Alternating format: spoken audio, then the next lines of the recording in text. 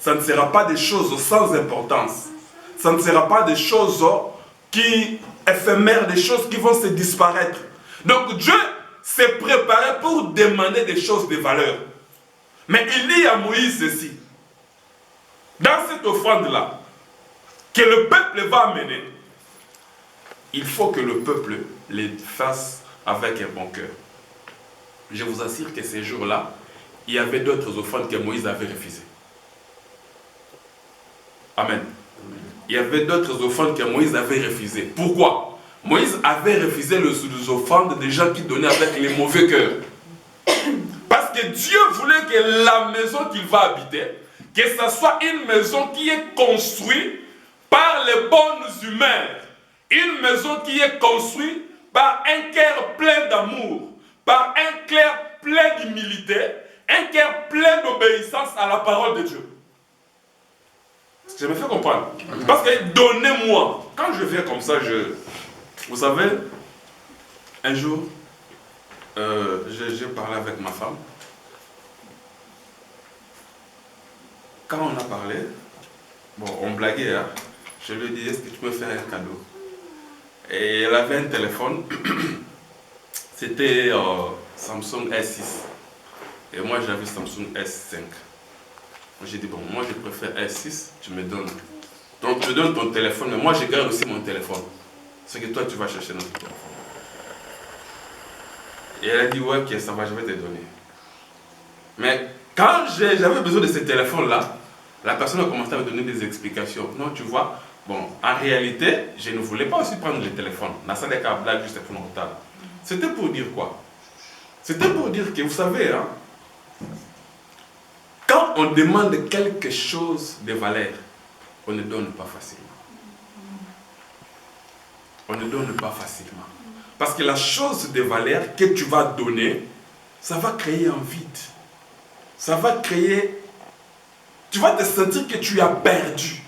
Donc en réalité, l'offrande que Dieu demandait, Dieu voulait assez que les enfants d'Israël puissent perdre une partie de leur richesse. Est-ce que je me fais comprendre? Amen. Donc Dieu voulait assez qu'ils puissent perdre leurs biens. Mais lorsqu'ils perdent leurs biens, c'est pour qu'ils soient bénéficiaires. Mais ils vont bénéficier de quoi? Ils vont bénéficier de la présence de Dieu. Parce que Dieu va habiter là-bas. Ils vont bénéficier de la gloire de Dieu. Parce que Dieu va descendre. Or, la présence de Dieu, la gloire de Dieu, ça donne la solution à tous nos problèmes. Vous savez que Moïse a vécu tout le miracle. Moïse a vu le miracle. Il a fait des miracles qu'aucun prophète l'a fait. Moïse, d'abord il a vu le feu descendre sur un arbre. Et l'arbre ne se consume pas. Donc Moïse a vu le spirituel dans le physique. Et il voulait comprendre, mais qu'est-ce que je vois là? Est-ce que... Attends, je rêve ou quoi? Je suis au lit ou bien comment? Mais c'était la réalité. Moïse a vu des miracles et des miracles. Mais un jour, il va demander à Dieu, fais-moi voir ta gloire. Or, quand Moïse a dit à Dieu, fais-moi voir ta gloire, qu'est-ce que Dieu a dit? Personne ne peut me voir et vivre. Est-ce que Moïse avait demandé de voir Dieu? Non. Il a demandé de voir la gloire de Dieu. Mais la réponse de Dieu confirme que la gloire de Dieu, c'est la face de Dieu. Parce qu'il dit, personne ne peut me voir et vivre. Or, Moïse a dit ceci, fais-moi voir ta gloire. Mais lui dit, celui qui me voit, personne ne peut me voir et vivre. C'est pour dire quoi? La gloire de Dieu, c'est Dieu lui-même. Donc, en construisant les tabernacles, c'était pour que la présence de Dieu demeure au milieu du peuple. Et voilà, maintenant, Dieu va leur demander. Écoutez ce que Dieu va leur demander. Dans le verset 3, voici ce que vous recevrez d'eux. en offrande, ce que vous allez recevoir comme l'offrande. Vous allez recevoir, il dit quoi? J'aimerais que quelqu'un d'autre puisse lire. Si quelqu'un peut nous aider. Écoutez, ce que Dieu demande là-bas. Voici ce que vous allez, ce que vous recevrez d'eux en offrande. De l'or. De l'or. De l'argent. De l'argent. Et de l'airain. De l'airain. Des étoffes. Des étoffes. Teintes en bleu, en pourpre, en cramoisi, du fin lin et du poil de chèvre, des peaux de bélier teintes en rouge et des peaux teintes en bleu, du bois d'acacia, de l'huile pour les chandeliers, des aromates pour l'huile d'onction et pour le parfum odoriférant, des pierres d'onyx et d'autres pierres pour la garniture de l'éphod et du pectoral. Amen. Amen. En réalité, tout ce que Dieu avait demandé, Dieu n'avait demandé que 5 diversités de matières, ou bien 5 matières. Parce qu'il a demandé quoi? Il a demandé de l'or, de l'argent, de l'airain. Or, argent et airain, ce sont des métaux. N'est-ce pas? C'est-à-dire que Dieu avait demandé d'abord des matières métalliques, des métaux. N'est-ce pas? Après, Dieu va demander des étoffes. Or, quand on parle des étoffes, nous voyons les tissus. C'est-à-dire que Dieu a demandé des matières textiles, n'est-ce pas? Or, nous savons que pour avoir les tissus, il faut avoir la peau des animaux, donc la peau des agneaux, ou bien il faut les arbres aussi dans le tissu. N'est-ce pas? Et Dieu va demander encore quoi? Il va demander les peaux des béliers, les peaux des animaux. C'est-à-dire Dieu a demandé d'abord les métaux. Il demande les tissus. Est-ce que vous comprenez? Après, il demande les peaux des animaux. Après, il va demander des plantes, c'est-à-dire pour faire des parfums, des aromates. Le plante. Et après, Dieu va demander onyx, tout ça, le pierre précieuse. Pierre d'onyx, chrysolite, ainsi de suite, y compris diamant. Vous voyez un peu? D'ailleurs, la pierre d'onyx a plus de la valeur que le diamant. Autour de la diamant. Parce que c'est la pierre précieuse. Chrysolite, émeraude, donc, jaspe. Il y en a tellement plein.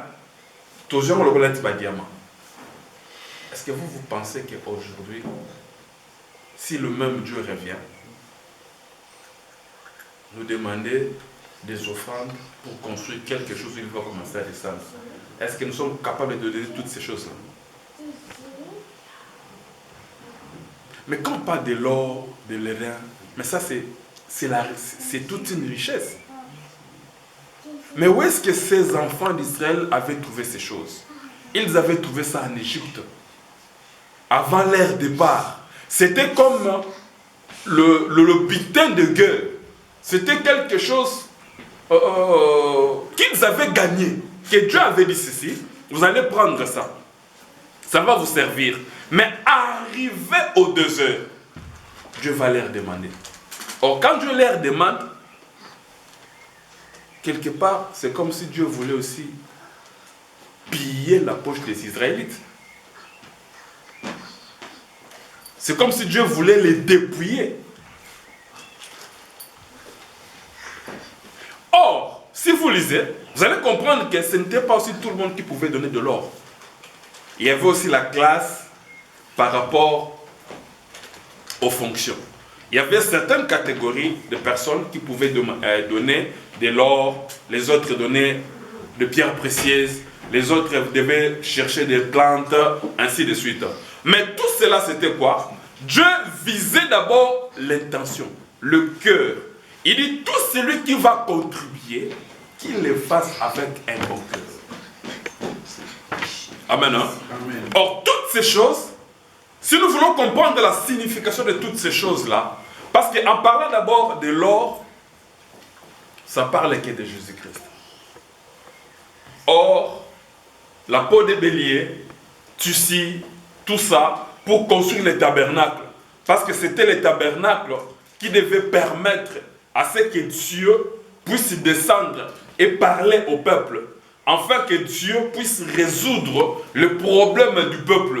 Parce que lorsque Dieu descendait dans le camp d'Israël, même lorsque Israël devait rencontrer une bataille avec un peuple voisin ou bien une autre nation, quand Israël était battu dans les combats, mais il faut aller chercher l'arche de l'alliance et que Bamemi a mon intérêt à Bitumba. Allez demander aux Philistins. Les Philistins contre les Israélites. Les Philistins ont mis la main sur les Israélites. Et ils ont tué beaucoup des Israélites. Mais quand Israël est allé chercher l'arche de l'alliance, quand ils l'ont amené dans les champs de bataille, les Philistins ont dit, oh, nous sommes perdus. C'est qu'ils ont amené leur Dieu dans les combats. Est-ce que vous comprenez? Amen. Donc, c'est-à-dire que la construction du tabernacle, c'était avantageux pour les enfants d'Israël. Dans les combats, la présence de Dieu devait leur donner la victoire. En cas de problème, Dieu leur parlait en avance le mal ou le bien qui doit arriver. Dieu leur prévenait en avance. C'est-à-dire que c'était un peuple qui avait la connaissance des choses futures. C'était un peuple qui connaissait les choses qui arriveront demain. Voilà pourquoi même Dieu avait donné d'autres lois qui concernaient Canaan. Pendant qu'ils étaient encore dans le désert, mais ils avaient des lois qui concernaient encore Canaan. Ils avaient aussi des lois qui concernaient le désert. Mais une fois arrivés à Canaan, des lois qui concernaient le désert sont tombées.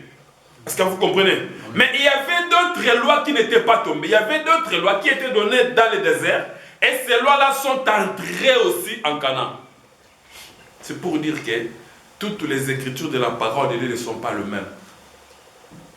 Amen. Amen. Il y a d'autres écritures qui n'ont pas traversé, qui sont restées. C'est-à-dire qu'il y a d'autres écritures qui concernent vraiment l'ancienne alliance. Mais il y a d'autres écritures qui quittent l'ancienne alliance et y est une nouvelle alliance. Est-ce que vous comprenez? Comme la dîme. Aujourd'hui, les gens disent que la dîme, par exemple, la dîme, nous avons maté à l'ancienne alliance. Non, non. Dîme est côté une nouvelle alliance. Est-ce que je me fais comprendre? Oui. Alors, toutes ces choses qui devaient composer le tabernacle, qui est la maison de Dieu, toutes ces choses, ça représente, ou bien ça ne parle que de Jésus-Christ. Quand on parle de l'or, quand on parle de l'argent, quand on parle de l'or, ça ne parle que de Jésus-Christ. Parce que l'or, ça signifie la divinité de Jésus-Christ. Je n'ai pas vraiment le temps de parler sur ça, parce que j'ai notre objectif. Nous visons autre chose par le Saint-Esprit. Donc, l'or, ça parle de la gloire. L'or parle de la divinité de Dieu. Vous allez voir même, lorsque Jésus était né, on l'a amené de l'or. C'était pour l'adorer. Donc, l'or parle de la gloire. Amen. Hein? Mais or, cet or-là est donné par le peuple d'Israël. Donc, avant que Dieu demande au peuple de donner, c'est que chaque peuple avait une partie des tabernacles entre ses mains. Je me fais comprendre. C'est-à-dire, quelque part, ce que le peuple avait, c'est Dieu qui a voulu depuis l'Égypte. Parce que Dieu a dit, vous allez demander à vos voisins. Parce qu'eux-mêmes n'avaient pas cette idée d'aller demander. Mais Dieu a dit, vu ce qu'ils ont vu, et que leurs premiers-nés sont morts, tout ce que vous allez leur dire, ils vont accepter. Or, qui a tué les premiers-nés? C'est Dieu. Donc Dieu a créé une incidence et il a créé aussi la solution. La solution pour les enfants d'Israël, mais l'incident est fait pour les Égyptiens. Ils devaient perdre, mais les autres devaient gagner. Alors, ce que Dieu, ce qu'ils possédaient, ils ont réussi chez les Égyptiens. En réalité, c'est Dieu qui les avait donnés. N'est-ce pas? Amen. Alors lorsqu'ils sont arrivés dans le désert, ce qu'ils devaient donner à Dieu, en réalité, c'est ce qui vient de Dieu. Amen. Est-ce que je me fais comprendre? Amen. Donc ce qu'il donne là, c'est ce qui vient de Dieu. C'est que Dieu a mis ça qui va monter biloko na ye. Est-ce que nous savons que Dieu nous prête la vie? Amen. Si aujourd'hui tu travailles, c'est parce que tu as bonne santé. Mais la bonne santé, là, tu achètes ça combien? La force que nous avons acheté à combien? Vous savez, nous vivons une période vraiment néfaste, une période donc problématique sur toute la terre à cause de cette pandémie. Vous savez, un jour, j'ai essayé un peu de voir. Le sida existe. C'est aussi une maladie qui tue, n'est-ce pas? Mais pour avoir le sida, d'une manière normale, il faut commettre le péché. D'une manière normale. Voilà pourquoi on demande d'être fidèle, n'est-ce pas? C'est-à-dire, ça s'est fait pour avoir